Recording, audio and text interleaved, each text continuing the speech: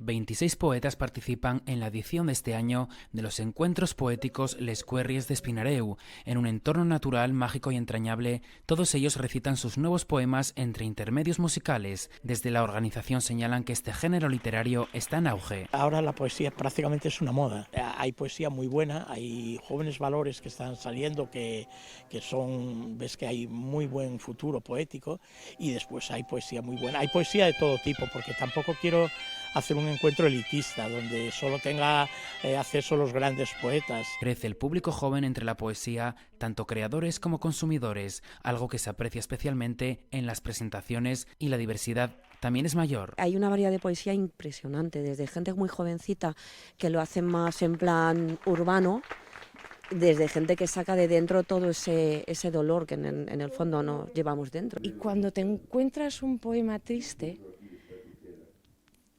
que es como una caricia en el alma, pero no porque te alegre la tristeza ajena, sino porque te sientes menos solo. La poesía ha tomado protagonismo en los últimos años como forma de evocación y acompañamiento. Lejos queda ya el boato y la élite de otros tiempos para volverse algo moderno y digital. Hay afición, luego las redes ayudan mucho a animarse a escribir y demás. Por lo menos hay esa base. Lugares como este favorecen la inspiración y la emoción para componer nuevos versos nacidos de la magia de un entorno tan natural.